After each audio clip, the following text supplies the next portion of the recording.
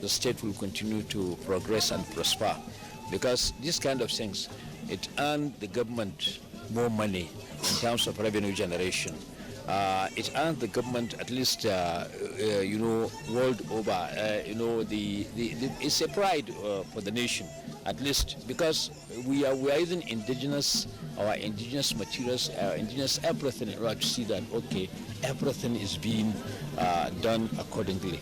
So actually, I'm well impressed with the kind of things that we put on display at various states. Thank you very much. Tourism can always thrive while you have a strong cultural identity. So what we're building now is a cultural identity, and that will bring more tourists to our country, and that's what we're working on. The next 5 years, I can assure you, is going to be a new focus in the history of our country, where we're going to have a major GDP return in arts and culture. Look, take for instance now, 70% of items being sold outside Africa are Nigerian products, but other nationals come to buy them and take them to the Caribbean, Europe, etc. But they are Nigerian products. So what we are trying to do with this platform is to expose the Nigerian platform to the whole world. So if you need them, you can get them in Nigeria. Thank you very much.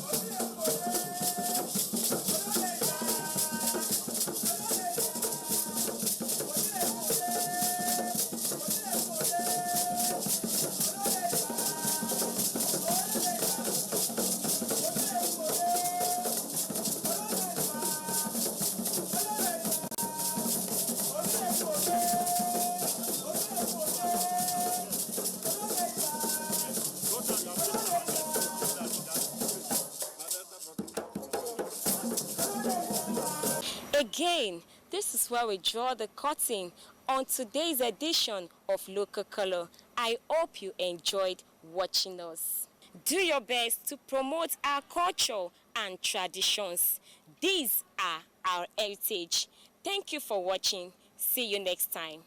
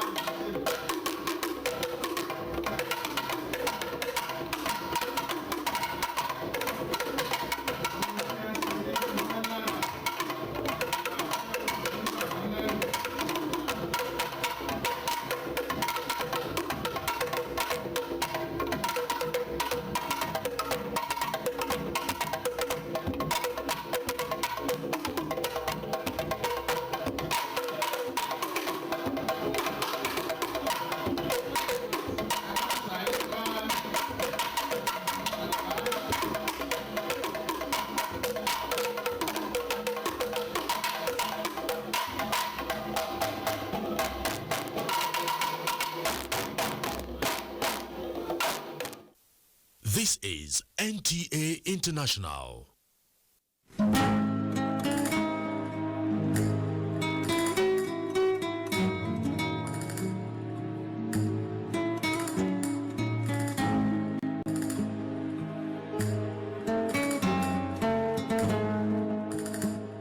This is Mambila Plateau, a place in Nigeria endowed with enormous natural resources. The topography, the undulating plains, and exciting rock formations.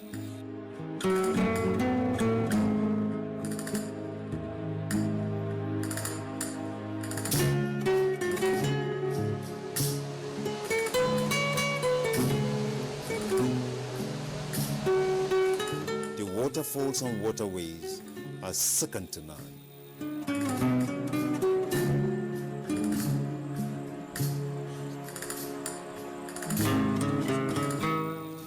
Said to be the highest point in Nigeria, Mambila Plateau is the home of the largest hydroelectricity project in West Africa.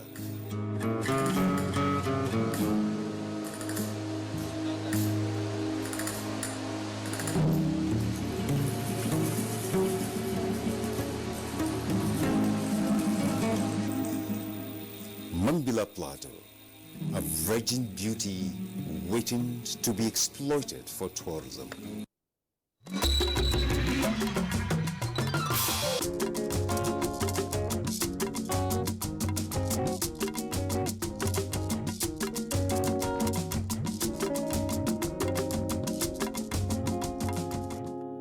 This is NTA International. Right quality, right thickness. That's what Total Aluminum gives you. No matter the size of your project, Total Aluminium gives you the specifications that suit your needs. From long-span aluminium roof and cladding sheets, step tiles, stone chip coated and met couple roof tiles, all these are working for one purpose. And with the newly acquired technology, Total Aluminium ensures your structure gets the roofing that will stand the test of time. Come rain, come shine. Total Aluminium Systems Limited. They offer you efficient customer service.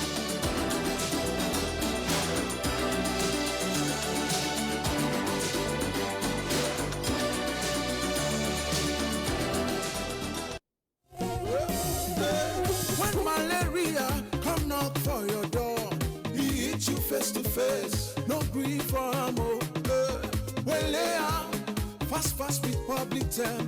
He get a thermometer plus lumefantrine. Pop, public term, pop.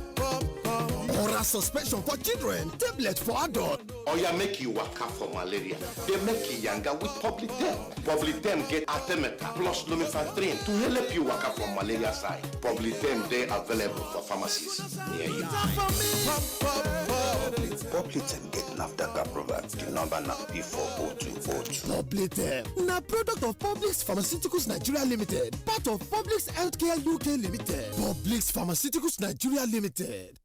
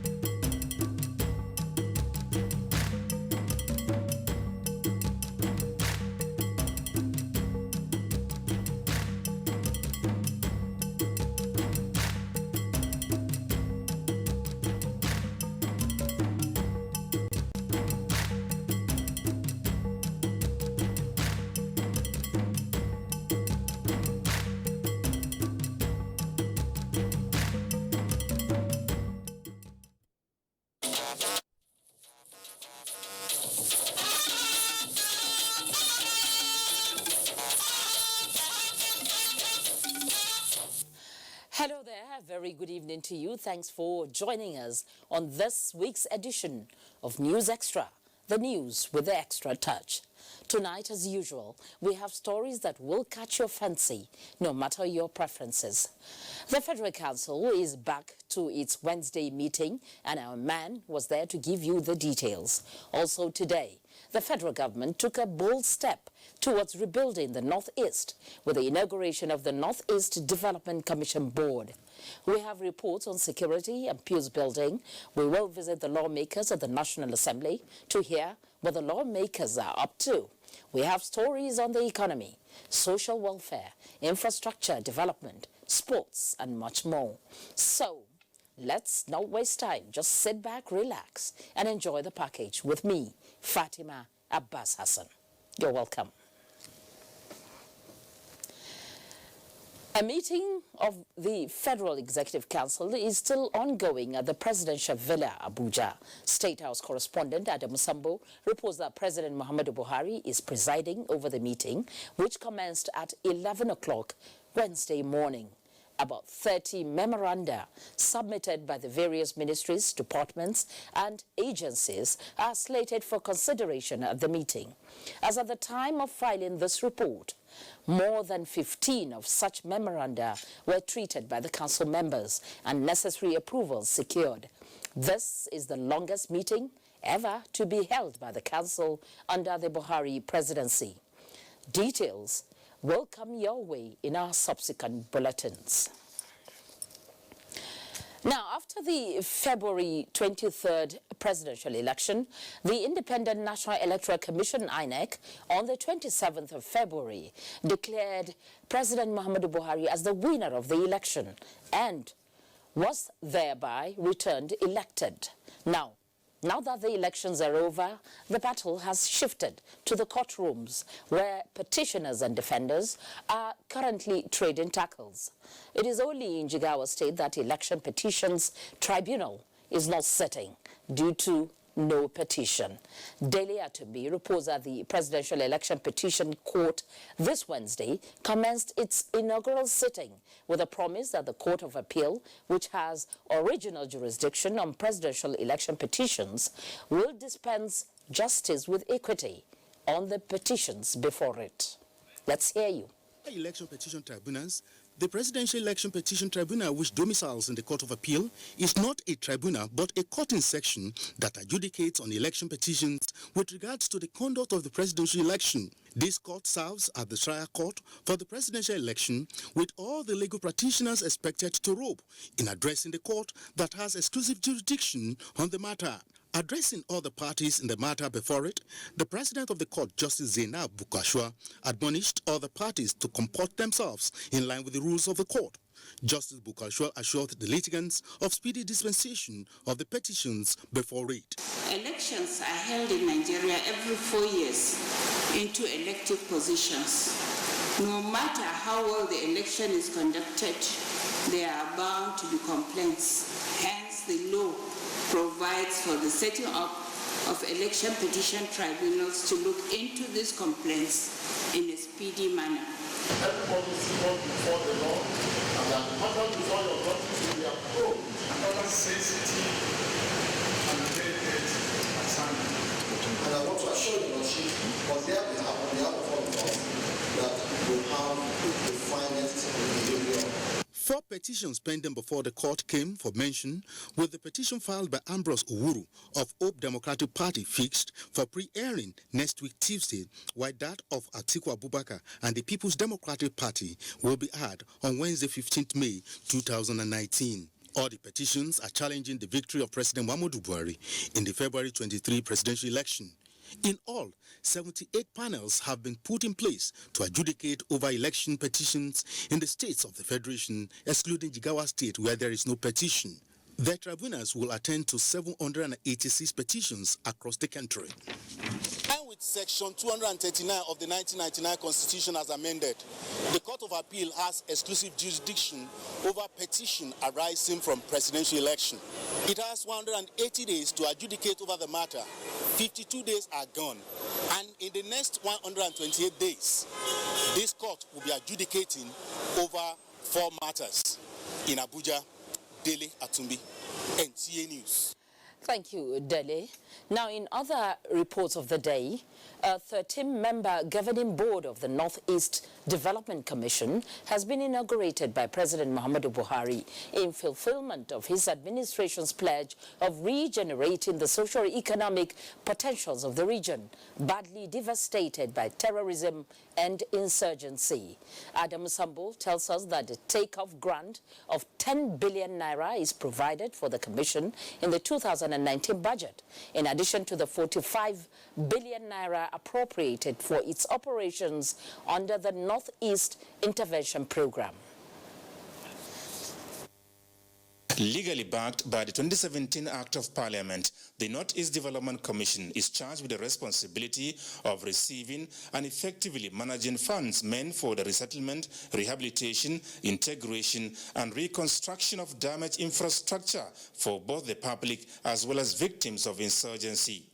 President Muhammadu Buhari, while inaugurating the board, said tackling the menace of poverty, illiteracy, ecological problems, and other developmental challenges in the region is also part of the Commission's mandate. It is therefore the expectation of this government and people of the zone that you will rapidly and systematically set to work to address all areas of your mandates in a fair and equitable manner.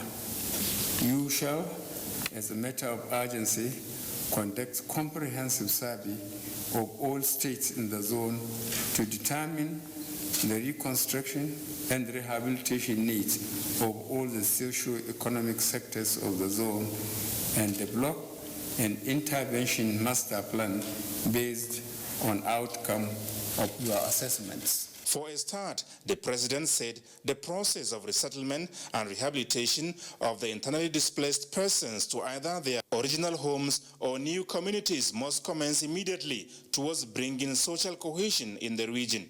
You shall develop policies and implementation guidelines for immediate intervention in the development of the zone. Coordinate and promote civil-military confidence building and put in stabilization measures that will ensure continued peace and social harmony, as well as avoid the reoccurrence of violence in the zone.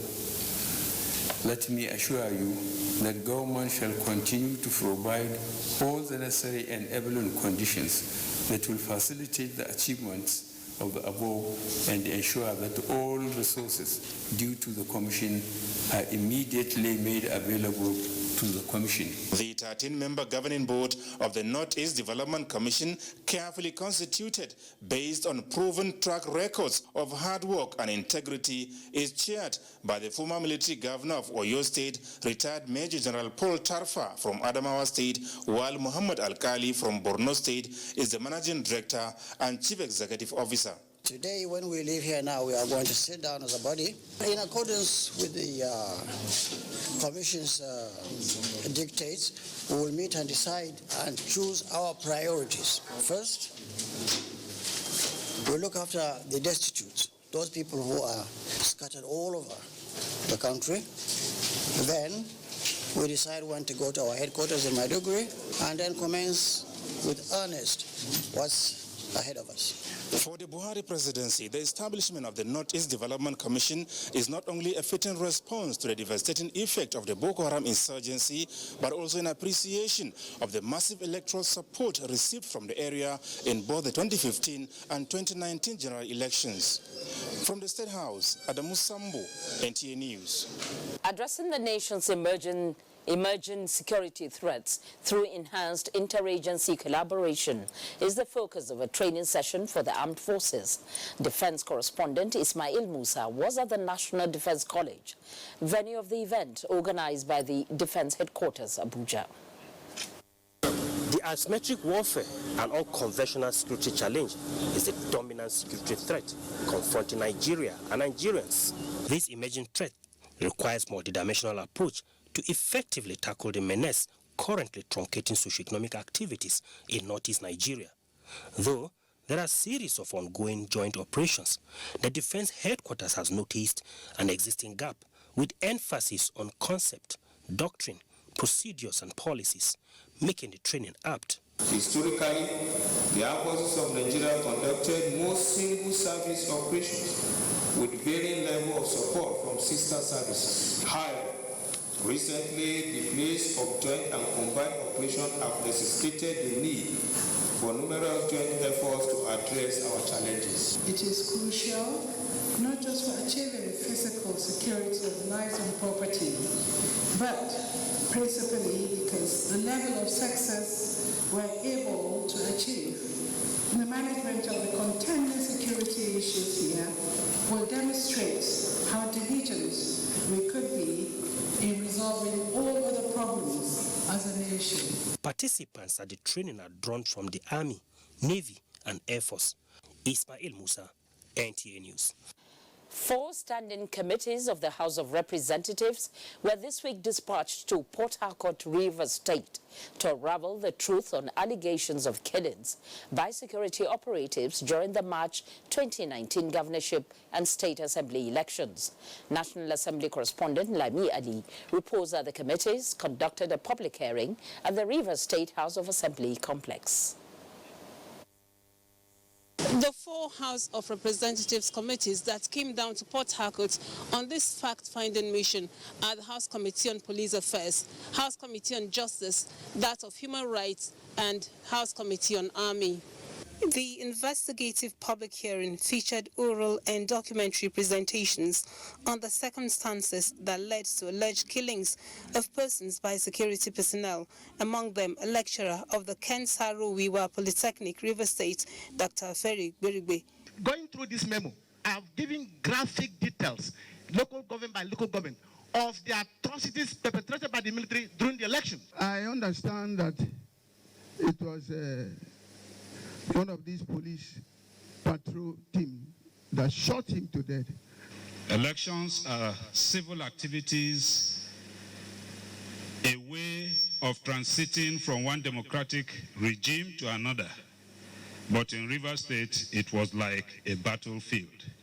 The testimony by the Federal Special Anti-Robbery Squad and the Nigerian Army, however, pointed to the fact that both the police and army lost personnel due to security breach during the elections. The Nigerian Army personnel that were at the receiving end from the political talks. A case in point was the ambush and killing of 3 soldiers of 130 Battalion while on duty to secure a 40 armored personnel carrier. Dr. Frederick Berigbe was killed by his friends and associates and not by his foes, and most certainly not by SARS or any police unit or operative. The public hearing is expected to continue in Abuja, after which the committees will forward recommendations to the House of Representatives for further legislative action. The lawmakers, while in Port Harcourt, visited Governor Nyesem Wike of Rivers. We are here on a fact-finding mission. We will listen to the people that are affected. These people should help us as parliamentarians to put things in order. Let us forget about the issue of party. Lami Ali, NTA News. Well, it's looking like some communities are appreciating the value of peace and peaceful coexistence. One of such is the security challenges in Kula community of Akukutoru Council area of Rivers State, traceable to Chieftaincy Tussle. We hear the conflict has been resolved and a new Kula Supreme Council of Traditional Rulers inaugurated. Kingsley Amajiri reports on the peace and unity meeting held at the community square.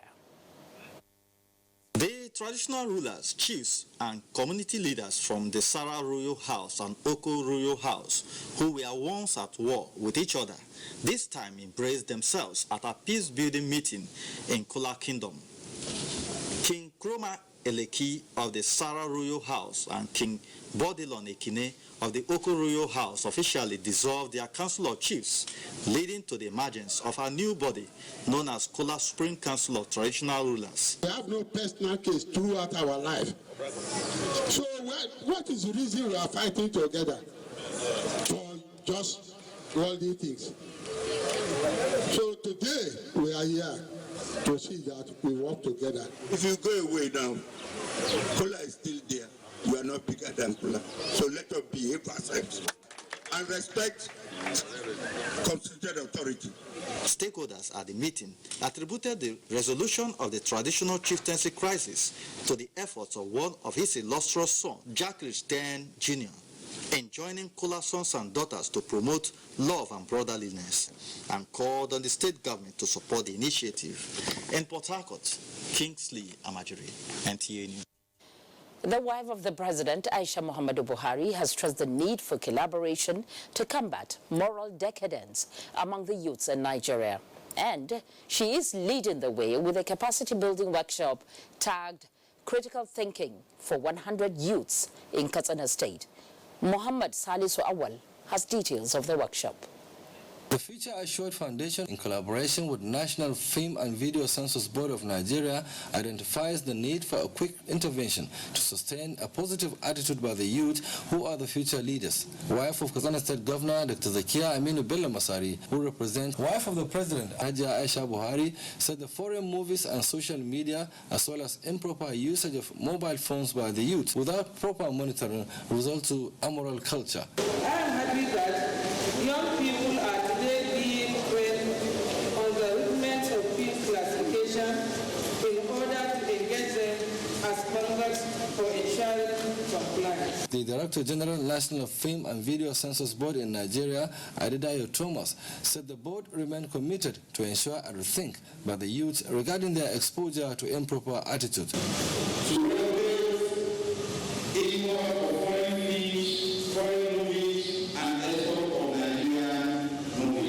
He advised Katsina State government to ensure the establishment of a state census board for a smooth check and balance of the unwanted messages via various mediums. The board, he said, will also serve as a revenue generation as well as job creation avenue to the state. Critical resource persons who presented papers at the occasion advised parents to always monitor the strange habits among their wards and monitor their exposure to various local and international movies. So that we can promote our cultures, all those kind of things shown are not, they're not good for ourselves and our children.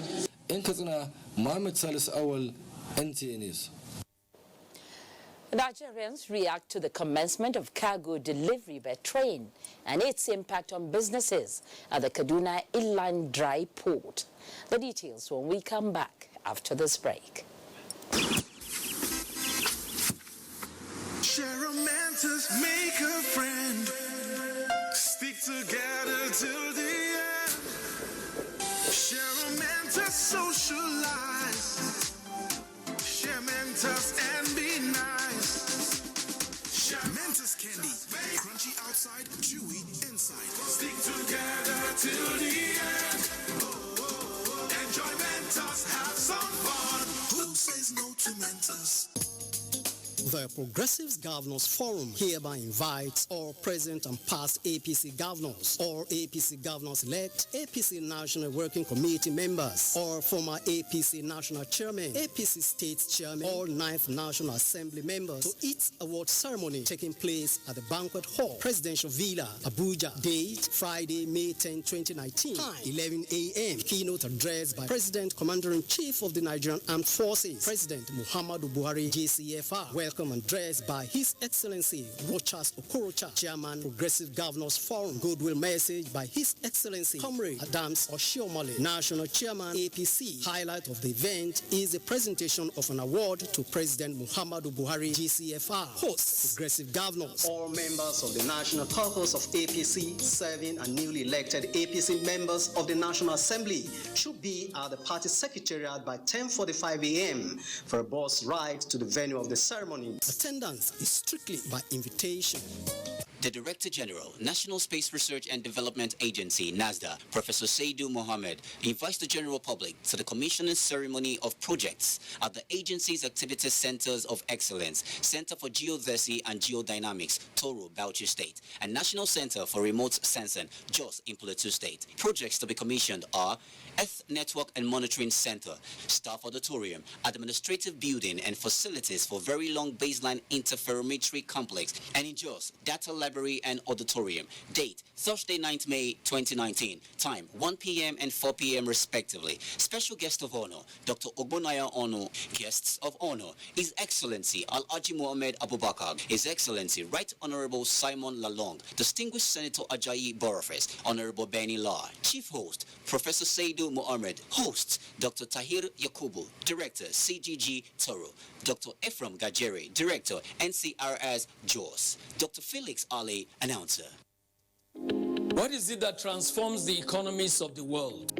More than a nation's natural resources, it is about the quality of its people. The UAE has largely transitioned from an oil-driven economy into one that is knowledge-based.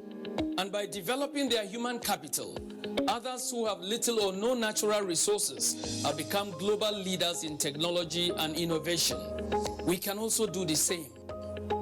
Combining modern skills with entrepreneurship development will give rise to enterprises which can increase the demand and capacity for skilled labor. Our mission at the Industrial Training Fund is to provide the knowledge and skills that can meet this demand, in recognition that this combination is the global currency of the 21st century economies. And so for us, this is what it's all about.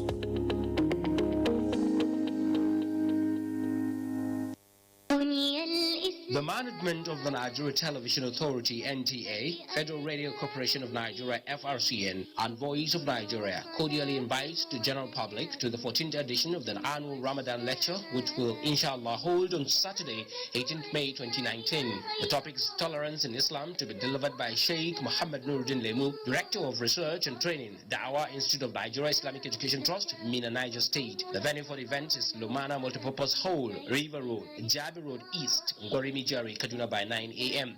Under the distinguished chairmanship of Lamido of Adamawa, His Royal Highness Muhammad Bertindo Aliyu Musdafa. The chief host is His Excellency Malam Nasr Ahmed El-Rufai, the Executive Governor of Kaduna State. Royal Father of the Day is His Royal Highness Alhaji Dr. Show Idris, CFA, Emir Zazo. The host, Malam Yakubi Muhammad, Director General of Nigeria Television Authority, Malam Mansur Liman, Director General of Federal Radio Corporation of Nigeria, and Dr. Osta Okechuku, Director General of Voice of Nigeria. Announcer Organizing Committee, you are welcome.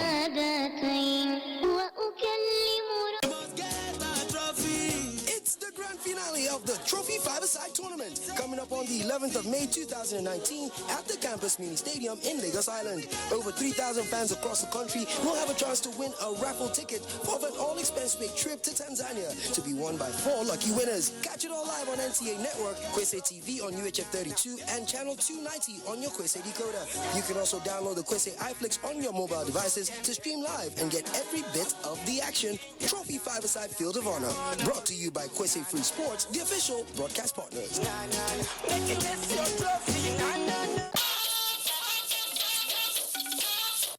You're welcome back. It's good to know you're out there watching. Now, the clamor for the strengthening of the local government system in Nigeria by granting it financial autonomy resonated on the floor of the Senate. National Assembly correspondent Ignatius Nkwo reports that senators canvassed support for effective implementation of the new policy on local government account, which is to take effect from the 1st of June 2019, when joint local government account would only serve as a receipt account for allocation with a daily cash transaction limit of 500,000 naira. For close to 2 hours, senators expressed mixed feelings on the state of the local government system in Nigeria. The feelings of resentment on the unproductive state of the local government administrations in Nigeria at the moment, and the feelings of hope for its revival through the new financial policy on local government funds. This was as a result of a motion by Senator Aliu Sabi Abdullahi, which called on government and financial institutions to ensure diligence in the implementation of the new policy, which appears to be a lifeline for the endangered tier of government. The intent of the Constitution is clearly to support the local government in a way so that they can begin to provide 1 or 2 services and therefore help our citizens. Whatever goes to local governments are under direct control of the chief executive officers of the states. Some of them could not even pay salaries. But it's not that the laws are not there. The laws are there, they're just complying with the laws. No accountability. But I recall what the president said at his inaugural, that he was going to support the total autonomy of the local governments. And there must be a kind of interface between National Assembly and the governors to let them understand the need to finally allow these local governments to have their autonomy.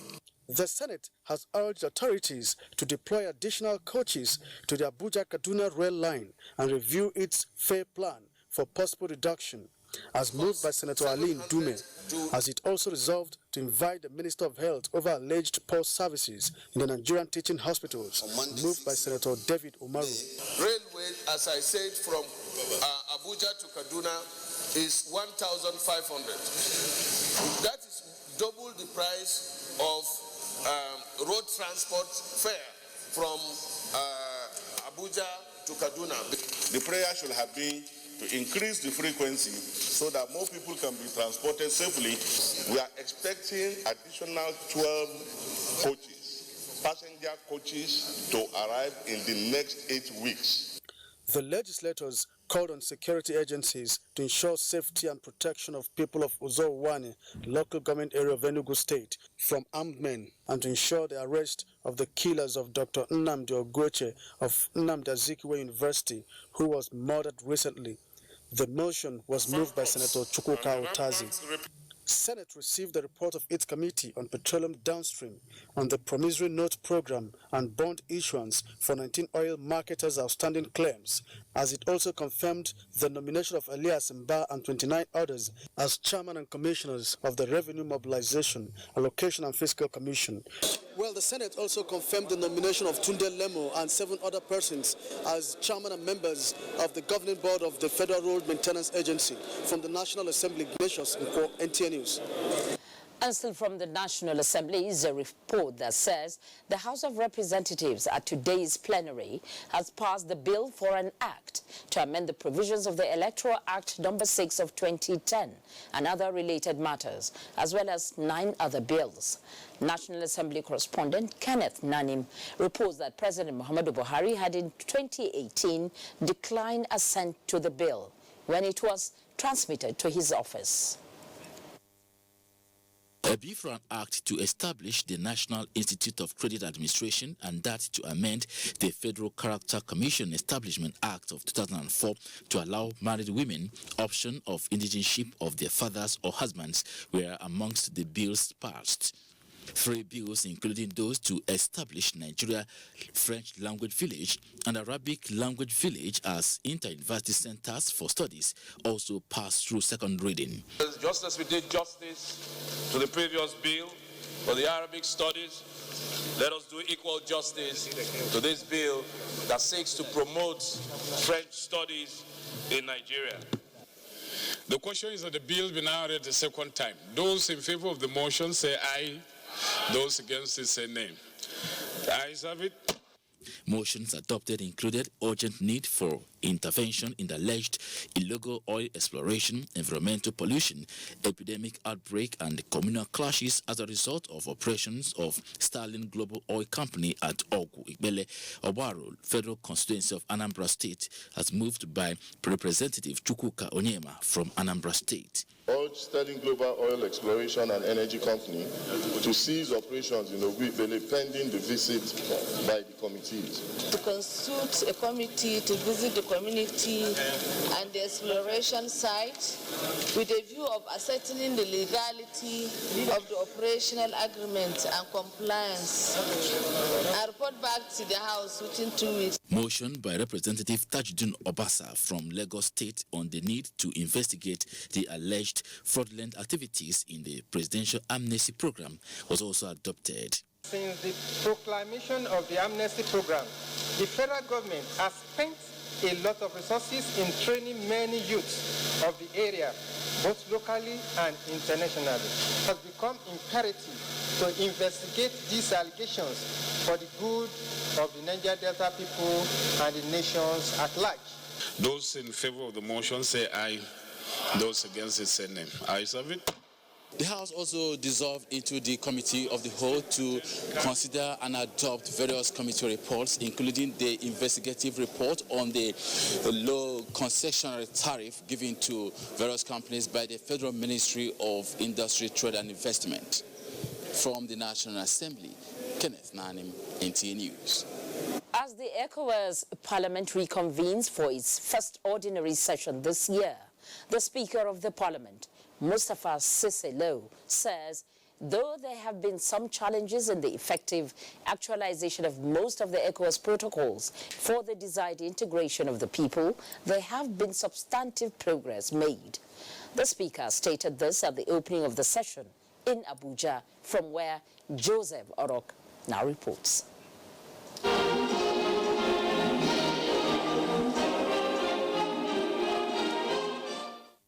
From the Moroccan team that were on observation mission at the session, the opening session of the Parliament also had special guests in attendance. Speaker Mustafa Sise Lo says the Parliament will continue to sensitize and mobilize the people of the sub-region to appreciate and apply the various protocols of ECOWAS for the benefits of the people. He announced plans by the Parliament to ensure that the groundbreaking for the permanent sites of the legislature in Abuja holds before the end of the ordinary session.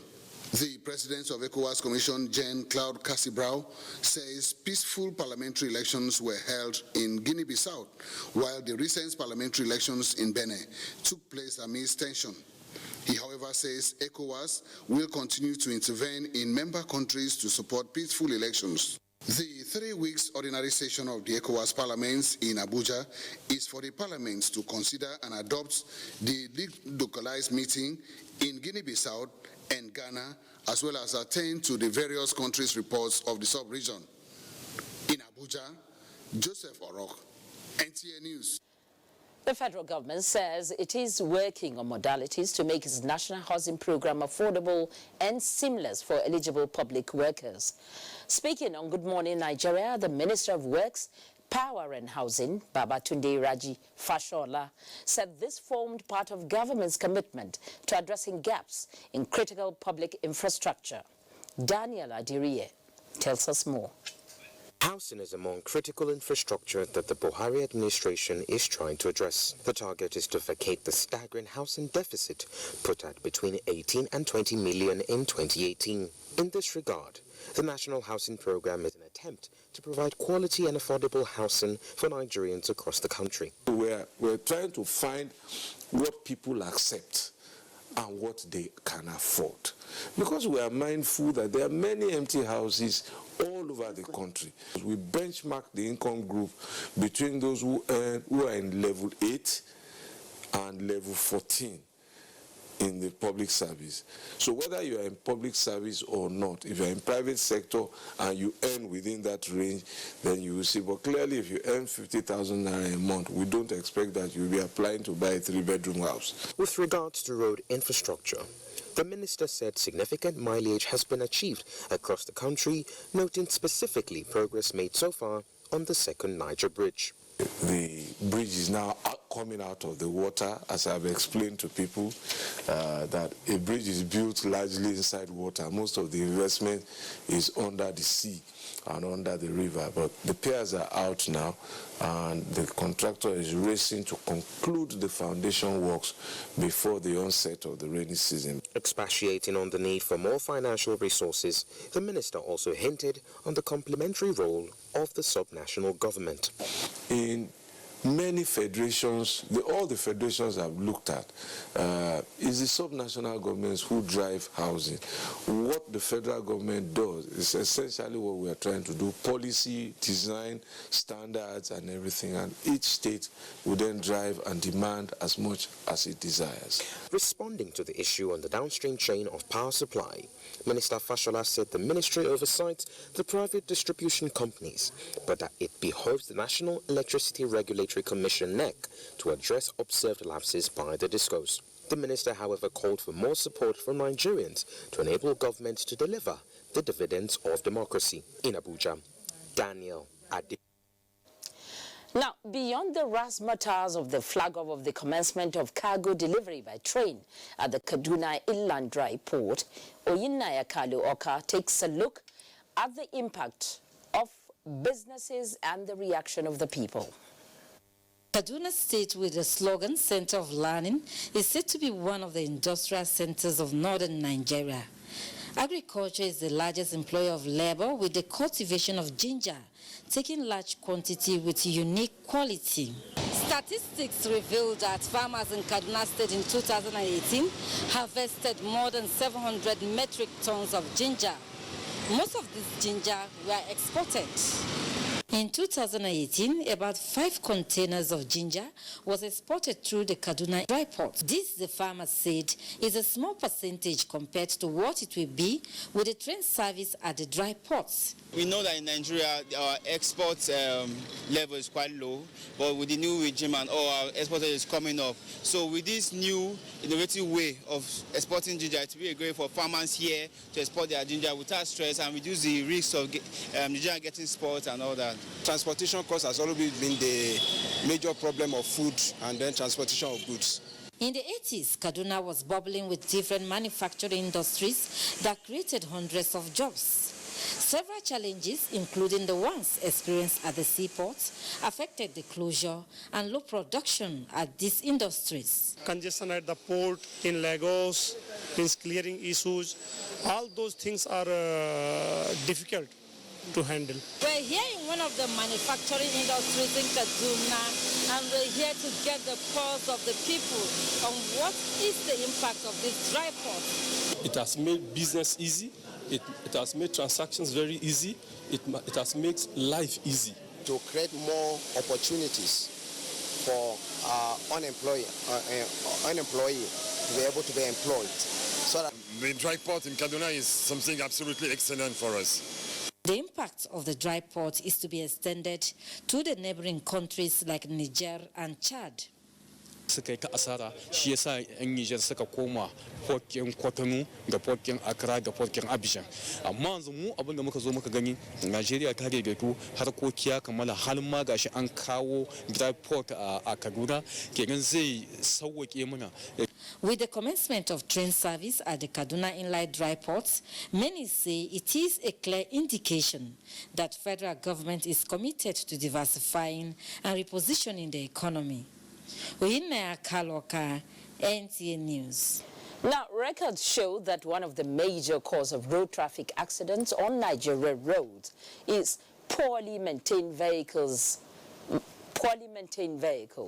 In Akure, the Ondo State capital, the rickety condition of trucks being used to ferry logs is now a major cause for concern for motorists, road safety officials and stakeholders as they pose dangers to other road users. It's over now to Belumi Akano for more.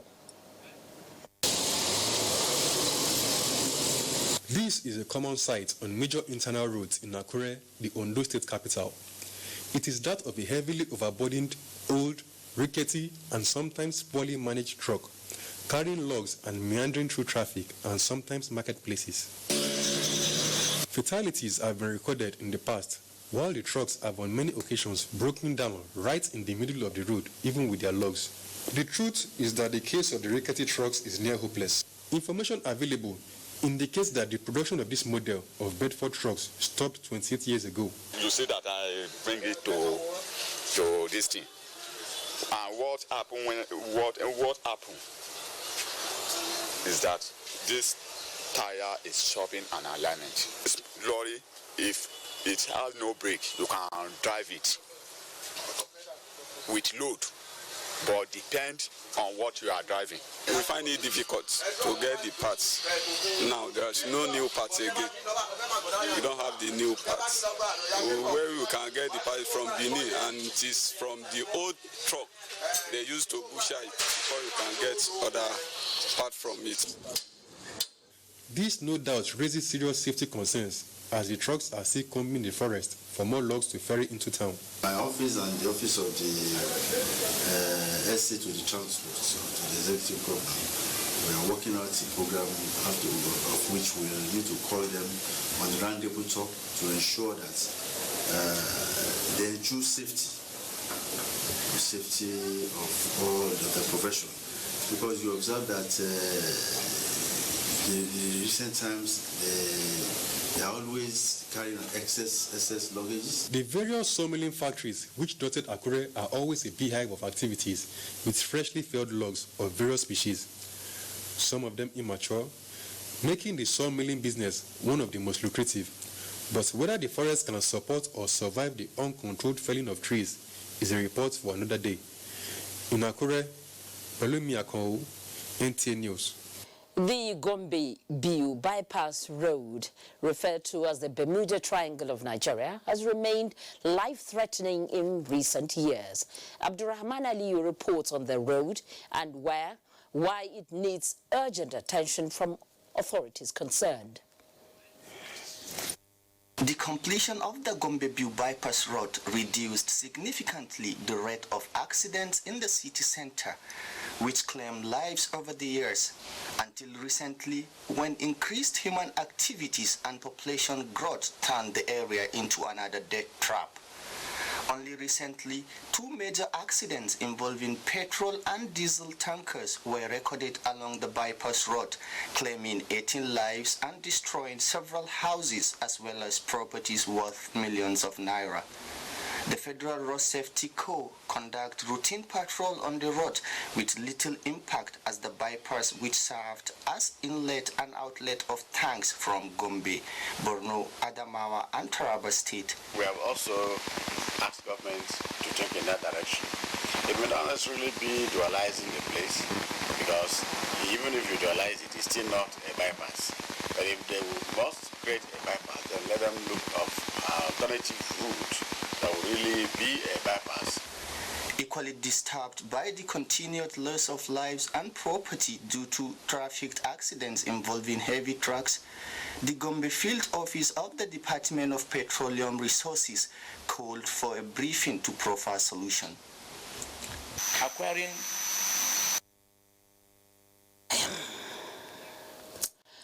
Now, love means different things to different people. But what does love mean to you? I will be telling you why I'm asking when News Extra returns in just a moment. Join us again.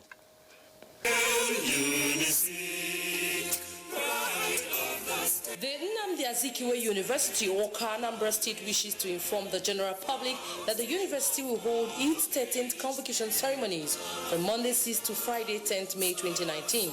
Program of event: Wednesday 8th May, convocation lecture by former Senate President Senator Ken Nnamani on national integration, peace and development. Venue: University Auditorium, time 1 p.m. Thursday 9th May, 11 a.m., award of first degree at Convocation Arena. Friday 10th May 2019, commissioning of newly completed projects, award of higher degrees and honorary degrees to His Royal Majesty Obi Alfred Achebe, Sir Emeka Ofo and Ambassador Babagana Kingibe, as well as installation of emeriti professors. Announcer, Professor Joseph E. Ahaneku, Vice Chancellor, Nnamdi Azikiwe University, Awka.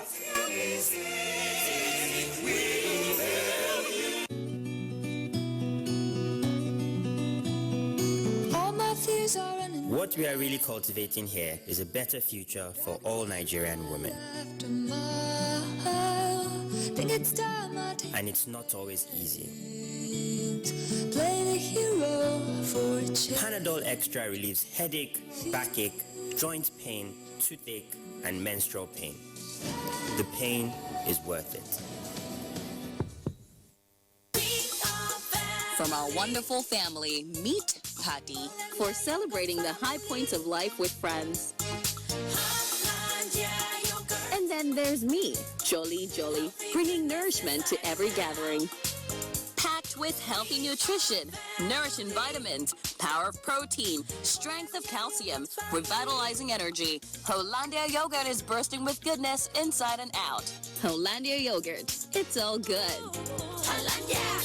I thought leaving the country was the best decision for me and my future. I left for a better life. We were picked up by immigration officials and sent to a detention camp. I spent 8 months in the detention camp. There was no food, no water. I saw people being beaten like animals. Some women were raped. Some women were sold as slaves. I thought I would never see my loved ones again.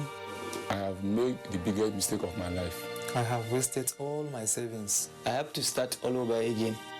Migration is a human phenomenon which cannot be stopped. But if we choose to migrate, we advocate that it should be done in a safe, orderly, regular, and dignified way, and not in a dangerous and tortuous manner. This message is brought to you by the National Commission for Refugees, Migrants, and Internally Displaced Persons.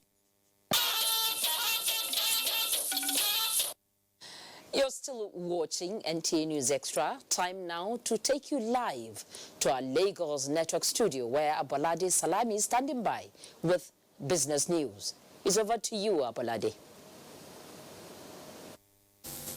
Thank you, Fatima. Good evening and welcome to the business news segment. Let's start tonight analyzing the first quarter performance of the Consumer Goods Index. Equities market began this week on a bearish note, depreciating by 5 basis points to settle at the 29,000 psychological line, with market capitalization declining by 5.7 billion naira to close at 11 trillion naira. 42 equities depreciated in price, with banking sector down by 4% and consumer goods taking a large chunk of the loss, depreciating by 10.39% year to date. David Adori attributes the huge drop in consumer goods sector to sale pressure. The consumer goods sector is down, and the situation is worrisome. Is only next to the industrial sector in terms of the decline that has been suffered so far in the year. And if you prorate the situation in the consumer goods sector, probably throughout the year you can guess a forecast that it may be down by up to 30 or 35%. Well, that may not in reality happen, because this is a market and things can dramatically change without any warning. But so far, judging from what the factors that drive the market, if you look at the first quarter earnings in that sector, they were not impressive at all, just like the industrial sector. And still staying put on the floor of the Nigerian Stock Exchange, the losing streak in the Nigerian capital market extended to a third-day trading session, with the Osha Index down by 0.45%. Here are details of midweek trading.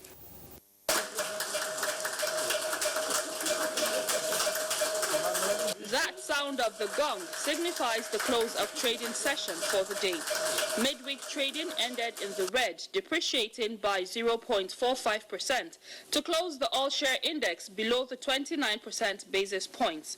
Volume of shares traded stood at 324 million, valued at 3.24 billion naira, which exchanged hands in 3,631 deals and a market capitalization of 10.8 trillion naira. At a glass, Dangote flour and Cadbury appreciated in figures, while Dangote cement, Mobil and Guarantee declined in figures. On sectoral performance, virtually all the sectors finished in the red territory, as NSC Banking, NSC Industrial, Insurance and NSC Oil and Gas depreciated by 0.77%, 0.16%, 0.42% and 0.02%, while the consumer goods had a rebound of 0.12%. And that's it on Stock Market Report. And away from the equities markets, Nigeria will adopt an efficient international arbitration as a dispute resolution mechanism to develop the nation's drive for foreign investors. Chairman, International Chamber of Commerce, Nigeria, Mike Ibokwe, SAN, at the gathering in Lagos, said this approach will further promote Nigeria's stand on the map of investment destination. The economic policies of the federal government, which focus on setting Nigeria on the trajectory of growth and diversification of its source of earnings, in fourth quarter of 2018 saw the nation's gross domestic product grow by 1.93% overall in 2018, more than 0.82% it recorded in 2017. Thus, relatively economic growth in the economy rekindled the confidence of foreign investors in the economy, with an increase of $438.84 million foreign direct investment in Q3 of 2018, towards expanding the base of foreign direct investment, as well as increased capital flow into the Nigerian domestic market. The International Chamber of Commerce Nigeria is emphasizing the need for Nigerian business community to adopt arbitration in the settlement of disputes that may arise from any business investment. As you may know, Africa is a huge continent which is currently very attractive as an investment destination. Foreign investors often insist on an efficient international arbitration as a dispute settlement mechanism to be adopted in the settlement of any dispute that may arise from their investments. And that's where we come in. Nigeria became a member of International Chamber of Commerce in 1979 and later reorganized in 1999 to enhance trade and investment, which seeks to encourage the use of arbitration in the resolution of disputes in investments across Africa. And that's it on business news. The news continues with Fatima in Abuja. Good evening. Many thanks. Now, the prospect of unlocking wealth inherent in the sub-region is dear to the agenda of the Economic Community of West African States, ECOWAS. This, it believes, can best be achieved through trade facilitation made possible by the free movement of people, goods and services. Michael Olale examines the various initiatives to guarantee this protocol since it was activated in 1979. Since the treaty establishing ECOWAS was signed over 40 years ago, the quest for a borderless region became topmost in its agenda. The search for a valid document to facilitate this ambition started in 1979 when the Free Movement Protocol was signed by member states. These did not only give way for the abolition of visa as traveling document, but permit citizens of member states free entry and exit from any member state for a period of 90 days. Then ECOWAS introduced a travel certificate. But, we realized that that travel certificate is, just paper-based. It's not technologically enhanced. And that's why the heads of state have taken this bold step to have this biometric identity card. The biometric identity card is a reflection of the Commission's determination to institutionalize the third phase of the Free Movement Protocol, which borders on the rights of establishments. This is with respect to the aspirations of the community for full enjoyment of the human rights of citizens and realization of human security. Apart from Ghana, Guinea-Bissau and Senegal, who are already using the biometric ID card as traveling documents, Nigeria is at the stage of production, while Benin Republic is to begin distribution before the end of the year. The member states, the optional features, might decide to even use it as a voter's ID card, just like the Republic of Senegal has done, or they can use it for payment services, depending on how big their security is. With a validity period of 10 years, ECOWAS says the biometric identity card is the answer to the challenge of insecurity, crimes, and porous border, inhibiting trade and investment in the sub-region. Having a biometric identity card doesn't mean all crime stops, but it helps with regulating and the movement of people, knowing who is doing what where, both for economic purposes and for the purposes of security. Although the stipulated time for the full implementation of the new traveling documents among ECOWAS citizens expired last year, if regional integration is the key to economic prosperity, more commitment is expected from other West African countries to ensure that the biometric identity card is seen as the key to unlocking the potential in the region. In Lagos, Michael Olale, NTA News. 50 tractors have been refurbished and ready for use as part of efforts towards enhancing mechanized agriculture under the auspices of NCAMP of the Nigeria Incentive-Based Risk-Sharing System for Agricultural Lending, NISRAL. The program, which is in partnership with the National Agency for Science and Engineering Infrastructure, NASENI, and Machine Equipment Consortium Agency, MECA, displayed the pilot phase of the refurbished tractors at the Scientific Equipment Development Institute, SEDI, Mina, Niger State. Fatima Osman has that report. Statistics shows that there are approximately 6.5 tractors per every 100 square kilometer of arable land in Nigeria. This goes against the global requirement of a minimum of 200 tractors per 100 square kilometers. This informed the partnership of these three organizations, NESAL, NASENI and MECA, in the last quarter of 2017 towards the recovery of over 50,000 tractors across the country to support the efforts of the federal government in the diversification of the economy and to achieve food security through mechanized farming. Our role basically in this is to make sure that we facilitate a relationship among different stakeholders to come together and make mechanization work for Nigeria. This will affect the farmers by having access, and not just access, affordable access to mechanization services. We volunteer our men to be involved in this recovery system as well as the management of the tractors. This partnership, the collaborators say, has been successful with many stakeholders expressing interest. Thus, the program is achieving more than what was projected. 172 people also got directly engaged, while another 550 were indirectly employed in the course of resuscitating the 50 tractors in the workshop of the program at the Scientific Equipment and Development Institute, Mina. Fatima Usman, NTA News. The federal government is mandating its ministries, departments and agencies to prioritize the use of information and communication technology, ICT, for improved efficiency in their service delivery to the public. The Director General, Bureau of Public Service Reforms, Ibrahim Arabi, who has been championing the policy, has taken the message to the Federal Road Safety Corps. Olabode Arewa was there and now reports. The warm handshake and smile from the Corps Marshal welcomed the Director General of the Bureau of Public Service Reforms to the Federal Safety Corps. This encouraged the team from the BPSR to state their mission, which of course centered on efficiency and professionalism in public service delivery.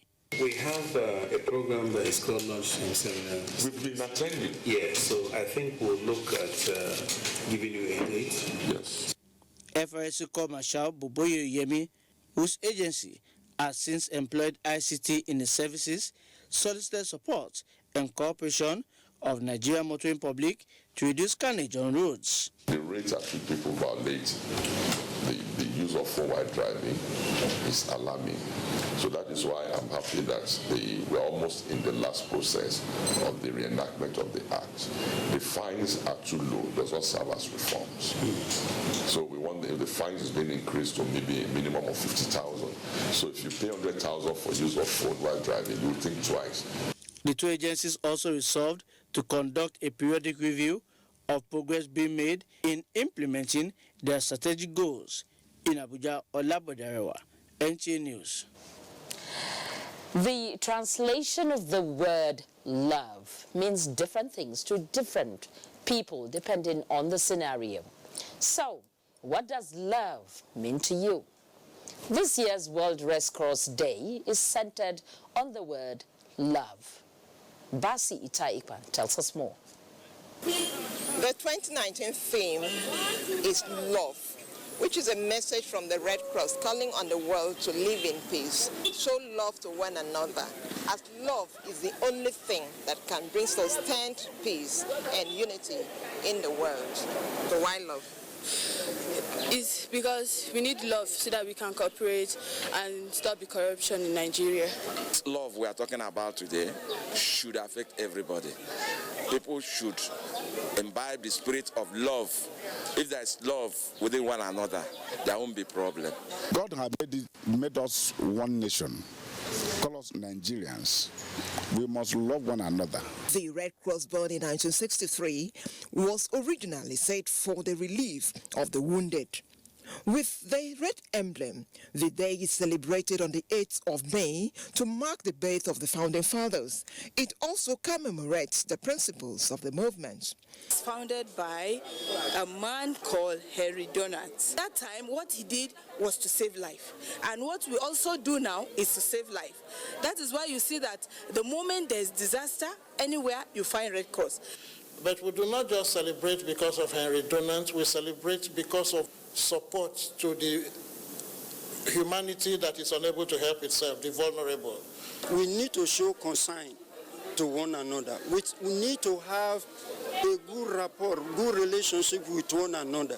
The International Federation of Red Cross Societies is the world's largest humanitarian network and is guided by 7 fundamental principles: humanity, impartiality, neutrality, independence, voluntary service, universality, and unity.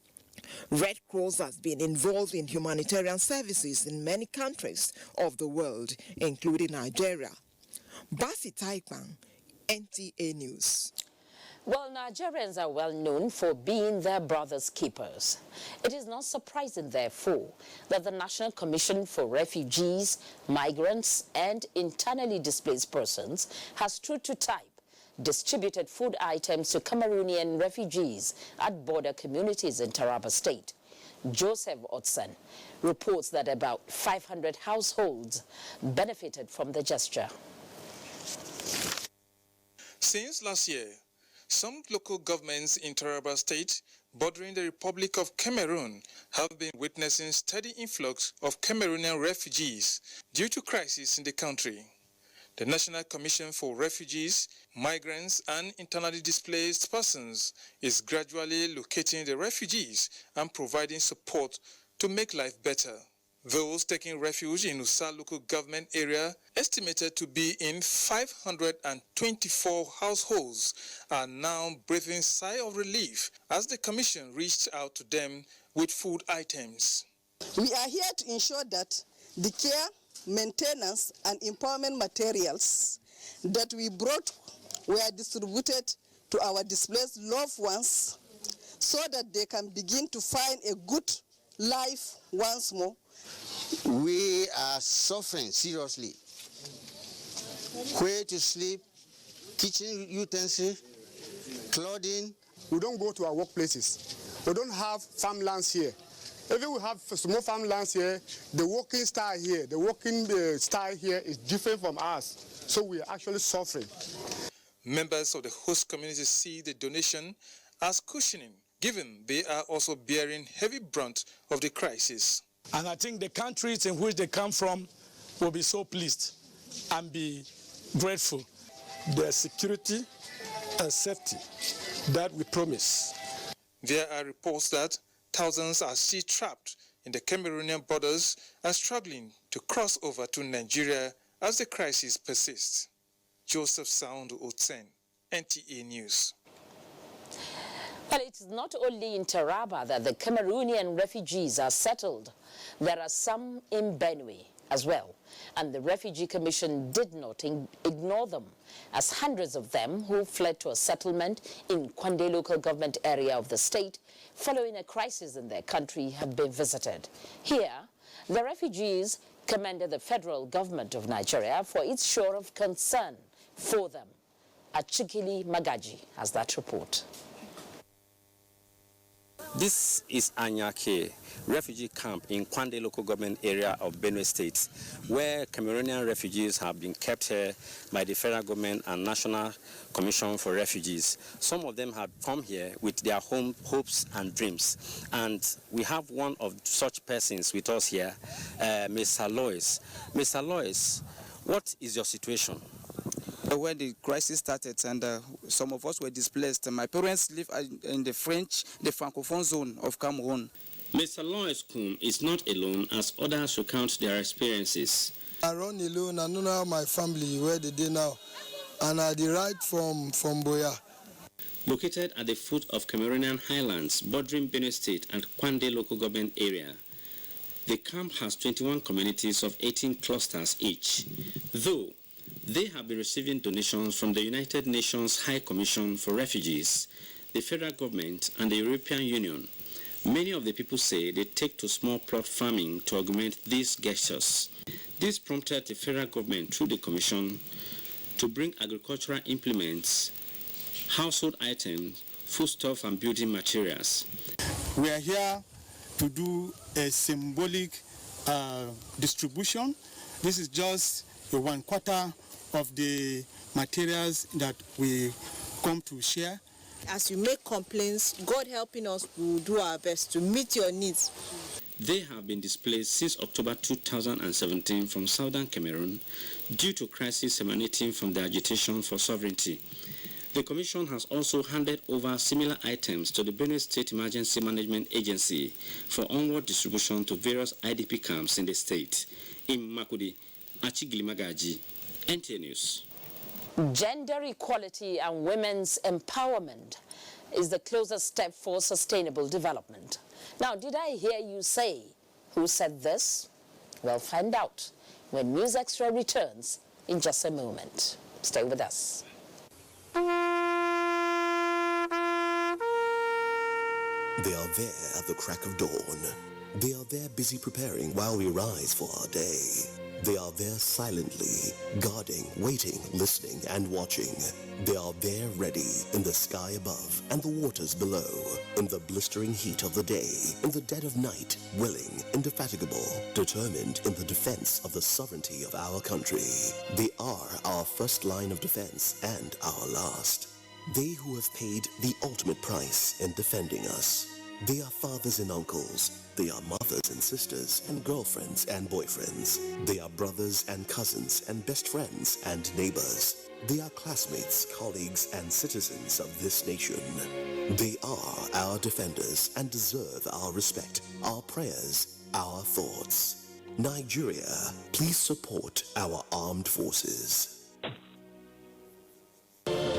These days, people get their news and information from more media sources than ever before. Some of the news and information given are fake, unverified, doctored, and manufactured to create confusion, stir disaffection, and cause disunity. Before you believe or share any news, ask yourself, is this real? Is it from a credible source? Is it verified or verifiable? Fake news is dangerous, whether you do it for fun or for political gains. Real people can get hurt. Fake news, don't create it, don't spread it.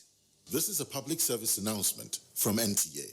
You can follow us on all our social media platforms: Facebook at NTA Network News, Instagram at NTA Network, Twitter at NTA News Now, YouTube at NTA News Online, or visit www.nta.ng. For live streaming, visit www.nta.ng/live. Now, you can stay updated on the go, be it on your TV, iPhone, laptop, or iPad, or download the NTA mobile application from your Play Store or App Store. NTA, you can beat the rich. Thank you for joining us. Now, the spate of insecurity such as banditry, kidnapping, armed robbery, cattle rustling, and community clashes, as well as insurgency among others, call for joint collaboration by all citizens. Guests on Tuesday Live emphasized the need for a policy framework that will enhance better funding of the community policing strategy and capacity building for those involved. Doyin Dia has more on that report. Having been globally accepted, the concept of community policing was first introduced in Nigeria in 2004 to complement security agents' efforts at securing the nation. Even though it was not domesticated by all states of the Federation, the concept was said to have achieved its aim, especially in the few areas where it was introduced. The recent spate of violent crimes and its adverse consequences on national development informed the decision by President Muhammadu Buhari to again revisit it and call for domestication across board. Guests on Tuesday Live stressed the need for the engagement of community leaders, professional and religious bodies, and all stakeholders for effective collaboration that will keep out crime out of the communities. Going by the evidence of our eyes, recently in terms of the crime situation, in terms of people's perception of policing, it means that philosophy has not gone down the way it was intended. It is the AIG and the CP commands of those zones that are the change agents who are supposed to be driving the concept of community policing in those areas. And also with the force of support that the president is given, I think that is a good way to continue this process. On efficiency and sustenance of the community policing strategies, funding and proper orientation, they noted, is key. Since funding is said to be a major challenge to the effective running of community policing in Nigeria, guests on the show emphasized the need for state government to support the cause. I'm sure if the police will come up with a robust protocol on what to do, the governors will certainly assist, and I will take this message to the governors' board. The panelists agree that there is the need to revisit the social system, especially the family institution, to reorientate the youth. These, they say, will also serve as a good mechanism for proper profiling of individuals to be recruited into the police force. In Abuja, Doni Dia, NTA News. Governor Abdullahi Umar Ganduje signs Kano State Emir's Appointment Amendment Law of 2019. Abdullahi Mustafa reports that this allows the creation of 4 additional emirates in the state. Barely 3 hours after its passage, Kano Assembly Speaker Kabir Al-Hassan Rum, alongside other principal officers, took the draft Kano State Emir's Appointment and Deposition Amendment Bill to Governor Abdullahi Umar Ganduje. This is to ensure immediate assent and timely takeoff of 4 additional emirates created by the amendment. By appending his signature, Rano, Karai, Gaya and Bichi districts have been upgraded to first-class emirates. In order to get the active participation of traditional rulers, there is need to appreciate them. There is need to upgrade them based on their historical antecedent. Governor Ganduje disclosed that new emirs will soon be appointed for the 4 additional emirates. In Kano, Abdullahi Mustafa, NTA News. Journalism in the 21st century is technology-driven, and for practitioners to operate optimally, they must keep abreast of digital innovations in the world of information and communication. It is against this backdrop that foremost cyber company, Google, organized a training session for news writers and producers in Lagos. Paul Omukago has the details.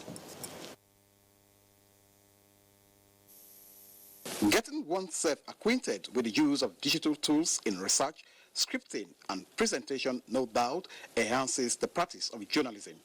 It also assists in eliminating facts that are not verifiable. The Google training, besides sharpening the skills of media practitioners, is aimed at encouraging data and evidence-based journalism. Against the background of meeting deadline, the training seeks to expose journalists to modern facilities that hasten the process of double-checking facts. The gatekeepers, the people who sort of ensure that the information going out into society, into the public, is true and is verified and is factual, are the media. The internet allows us, or gives them a platform to be able to sort of manage this at scale. Participants drawn from different media organizations, including the NTA Lagos Network Center, assess the training this way. I'm excited about the Google reverse search, which gives you information about a picture that you may have ended up using wrongly. But this time around, you'll find information regarding that picture that will make you use it appropriately. It teaches us how to search, how to localize your search, how to verify information. Data is helping to give more insight in storytelling, and newsrooms all around the world are imbibing data journalism, and of course NTA, we don't want to be left out. You need some of the tools that have been taught here today to do a proper research and get what you want. This Google training is one of many steps by the NTA to boost the productivity of the staff here at the Lagos Network Center. In Lagos, Paul Omukago, NTA News. In the meantime, the second phase of training for festival and carnival managers got underway in Accra, the Ghanaian capital, with a call on countries in West Africa to design tourism packages that will greatly integrate the private sector for a sustainable growth. Anthony Forson has more on that. The MOU between Nigeria and British Council was signed in 2016. The package is to promote festivals and carnivals in Nigeria, as well as mapping out the creative industry. The first phase of the festival and carnival managers training took place in Nigeria with 46 managers. And in taking up with the second phase, the training witnessed Nigeria extending a hand of friendship to other West African countries and the southern region, which took place in Accra, Ghana. The Permanent Secretary, Federal Minister of Information and Culture, Deaconess Grace Isugekwe, stood in for the Minister of Information and Culture, Lai Mohammed. She spoke on the gains of the training, the Nigerian government's desire to make the sector gain the status of a revenue earner, job and wealth creator. The Ministry of Information and Culture secured a pioneer status for the creative industry to enable investors in the sector benefit from the incentives such as tax holiday and withholding tax on dividends. The Ministry will continue to promulgate policies for the development of the sector in terms of packaging, presentation, capacity building, training, technical skill, as well as creating and providing support. The Nigerian High Commissioner to Ghana took time out to visit the participants, where he enjoined them to make the best use of the opportunity given them to contribute to the growth of the sector, given the enormous potentials inherent in it. The essence of a workshop of this nation is not just for you, but to be able to impart knowledge when you get back home. When you have an opportunity of this nation, you travel. And you go back home and you don't add value, you have wasted your time. I'm sorry to say. If you don't add value, you don't do things quite different from the way you have been doing it. Then why are you here? The training had facilitators from the United Kingdom who took the participants through the rudiments and technicalities of managing carnivals and festivals. The participants on their part expressed appreciation for the opportunity given them by Nigeria and the British Council to expand their knowledge on how to manage festivals and carnivals, knowing that Nigeria is a land with diverse cultural heritage. On the sidelines were exhibitions by some states that took part in the training. Anthony Forson, NTA News. Now, gender equality and women's empowerment is the closest step to a magic formula for sustainable development. The President of the United Nations General Assembly, Maria Espinosa, said this when she engaged the representatives of Nigerian women at the National Center for Women Development in Abuja. Adebola Brooksland Sunday has details of this and her other meetings in Abuja. 4 decades ago, women the world over celebrated the adoption of the elimination of all forms of discrimination against them.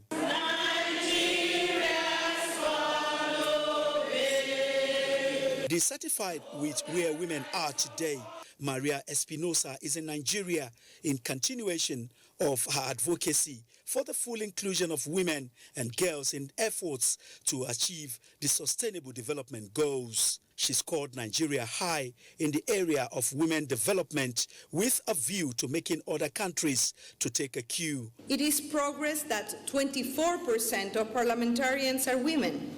But this is not parity. We don't have parity yet.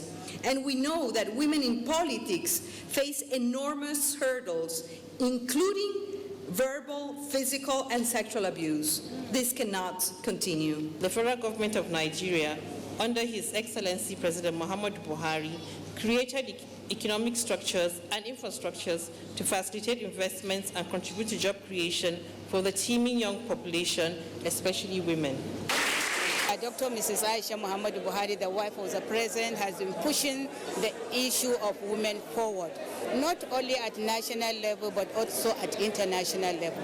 Although Maria Espinosa prides herself as the first Latin American and fourth woman to attain the position of the President of the United Nations General Assembly, she advocates more higher position for women in all parts of the world. From the Women's Center, the president proceeded to University of Abuja, where she engaged the students on the need to do their best in order to excel in any field they have chosen. You are instinctively multilateral and multilateralists. This is why we cannot afford to exclude you from decision making. Some of the students had the opportunity to interact and tap from a wealth of experience and put in perspective their expectations. The UN, as a mother body of all nations in the world, should make and postulate a policy that would be and serve as a watchdog towards African leaders. The way to go about it is entrepreneurship. If youth can involve in entrepreneurship, do things for themselves, through that we can be able to develop our country and ourselves. Maria Espinosa arrived Nigeria from Chad and from here to Ghana for the continuation of our official visit to the African region. Adebola Brookslyn Sunday, NTA News. Many thanks, Adebola. Now, as Nigeria joins the rest of the world to celebrate 100 years of the International Labour Organization, ILO, which brought social justice in the workplace, the need to prepare to cope with the new challenges arising from the future of work is a task before the ILO for another 100 years to come.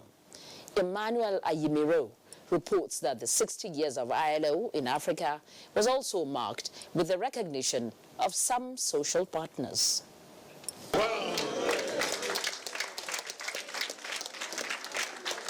Established in 1919, the International Labour Organization has impacted positively on the workplace through a number of conventional standards which have helped to improve livelihood and enthrone sustainable development. Of 45 countries in 1919, the ILO has now grown to 187 countries at the start of 2019.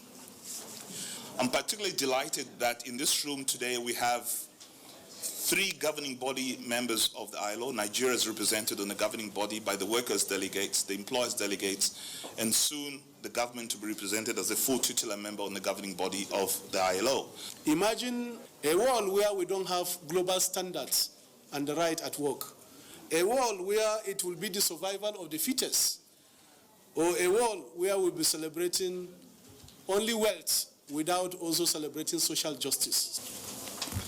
As we celebrate the productive years of service by ILO to us, all its constituents, we should recommit ourselves to the laudable obligations commended to us through the Declaration of Fundamental Principles and Rights at Work. Nigeria's relationship with the ILO started in 1959 when it became the first African country where ILO office was established. Since then, over 40 ILO's conventions have been ratified and domesticated. It is our sincere hope that the next 60 and 100 years will be more promising and beneficial than the last. 3 prominent social partners of the tripartite body were honored with the ILO Centennial Award. Emmanuel Ayemiro, NTA News. Well, we're not done yet, as we'll bring you sports when we come back in just a moment. Don't go away.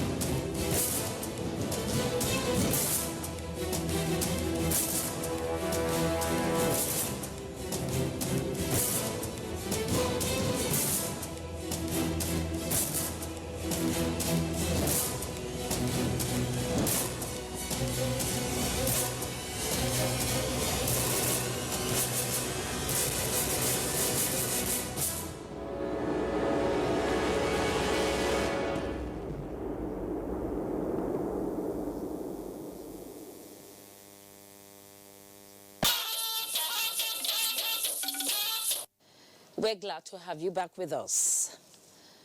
And now for a bit on sports. Tottenham sets up an All-English Champions League final by beating Ajax 3-2 away, plus 3 foreign-based Nigerians